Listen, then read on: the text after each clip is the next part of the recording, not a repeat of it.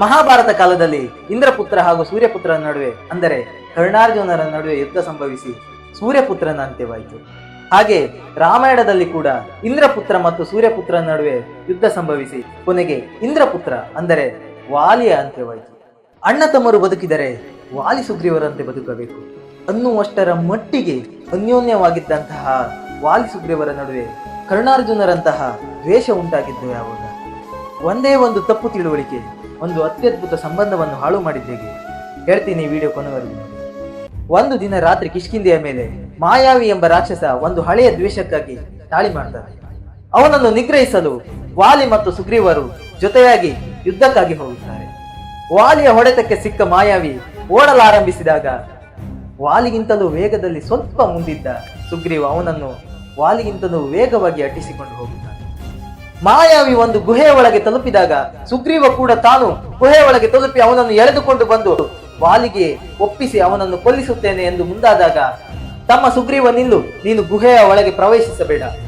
ಸುಗ್ರೀವ, ನೀ ಎಲ್ಲಿಯೂ ಹೋಗಬಾರದು, ನಾನು ಹೊರಗೆ ಬರುವವರೆಗೂ ನೀನು ಗುಹೆಯ ದ್ವಾರದಲ್ಲಿಯೇ ಕಾವಲಾಗಿರಬೇಕೆಂದು ವಚನ ಕೂಡ ಪಡೆಯುತ್ತಾನೆ. 1 ವರುಷ ಕಳೆದರೂ ವಾಲಿಯ ಸುಳಿವೇ ಬರುವುದಿಲ್ಲ. ಅದರ ಬದಲಾಗಿ ವಾಲಿಯ ಆಕ್ರಂದನ ಹಾಗೂ ಸಾವಿರಾರು ರಾಕ್ಷಸರ ಅಟ್ಟಹಾಸ ಸುಗ್ರೀವನ ಕಿವಿಗೆ ಮುಟ್ಟುತ್ತದೆ. ಅಷ್ಟೇ ಅಲ್ಲದೆ ಗುಹೆಯ ಒಳಗಿಂದ ರಕ್ತದ ಧಾರೆ ಕೂಡ ಹೊರಗೆ ಹರಿದು ಬರುತ್ತದೆ. ಇದನ್ನು ಗಮನಿಸಿದ ಸುಗ್ರೀವ ಸಾವಿರಾರು ರಕ್ಕಸರು ಸೇರಿ ನನ್ನ ಅಣ್ಣನ ಹತ್ಯೆ ಮಾಡಿದ್ದಾರೆ ಎಂದು ಭಾವಿಸಿ ಒಂದು ದೊಡ್ಡ ಬಂಡೆಯನ್ನು ಆ ಗುಹೆಯ ದ್ವಾರಕ್ಕೆ ಮುಚ್ಚಿ ಅಲ್ಲಿಂದ ಹೊರಡುತ್ತಾನೆ. ಸುಗ್ರೀವ ಅಲ್ಲಿಂದ ಹೊರಡಲು ಕಾರಣ ಏನೆಂದರೆ 3 ಲೋಕದಲ್ಲಿ ವಾಲಿಯನ್ನು ಗೆಲ್ಲುವ ಗಂಡು ಯಾರೂ ಇರಲೇ ಇಲ್ಲ. ಅಂತಹ ಬಲಿಷ್ಠ ವಾಲಿಯನ್ನೇ ಕೊಂದ ಮೇಲೆ ನನ್ನನ್ನು ಮುಗಿಸುವುದು ಅವರಿಗೇನು ಕಷ್ಟವಲ್ಲ ಎಂದು ಭಾವಿಸಿ ಅಲ್ಲಿಂದ ಹೊರಡಲು ಮುಂದಾಗುತ್ತಾನೆ. ಇಲ್ಲಿ ಸುಗ್ರೀವ ತನ್ನ ಸ್ವಾರ್ಥಕ್ಕಾಗಿ ಅಲ್ಲಿಂದ ಹೊರಟಿದ್ದಲ್ಲ. ವಾಲಿಯನ್ನು ಕಳೆದುಕೊಂಡ ಕಿಷ್ಕಿಂಧೆ ಅನಾಥವಾಗಬಾರದು, ಪ್ರಜೆಗಳ ಹಿತಾಸಕ್ತಿಗೋಸ್ಕರ ಅಲ್ಲಿಂದ ಹೊರಡುತ್ತಾನೆ. ಸತ್ತ ಹೆಣದಂತೆ ಬರುತ್ತಿರುವ ಸುಗ್ರೀವನನ್ನು ಕಂಡ ಮಂತ್ರಿಮಂಡಲ ಅಂದರೆ ಹನುಮಂತ, ಜಾಂಬವಂತ, ನಳ ಮತ್ತು ನೀಲರು ಸುಗ್ರೀವನ ಬಳಿ ಏನಾಯಿತೆಂದು ವಿಚಾರಿಸುತ್ತಾರೆ. ನಡೆದ ಘಟನೆ ಎಲ್ಲವನ್ನು ವಿವರಿಸಿದ ಸುಗ್ರೀವ ತನ್ನ ಅಣ್ಣನನ್ನು ಕಳೆದುಕೊಂಡು ನಾನು ಬಂದಿದ್ದೇನೆಂದು ಹೇಳುತ್ತಾನೆ. ಸುಗ್ರೀವನ ಮಾತುಗಳನ್ನು ಆಲಿಸಿದ ಮಂತ್ರಿಮಂಡಲ ಅವನನ್ನು ರಾಜನನ್ನಾಗಿ ಮಾಡಲು ನಿರ್ಧರಿಸುತ್ತಾರೆ ಹಾಗೂ ಪ್ರಜೆಗಳು ಕೂಡ ಇದನ್ನು ಒತ್ತಾಯಿಸುತ್ತಾರೆ.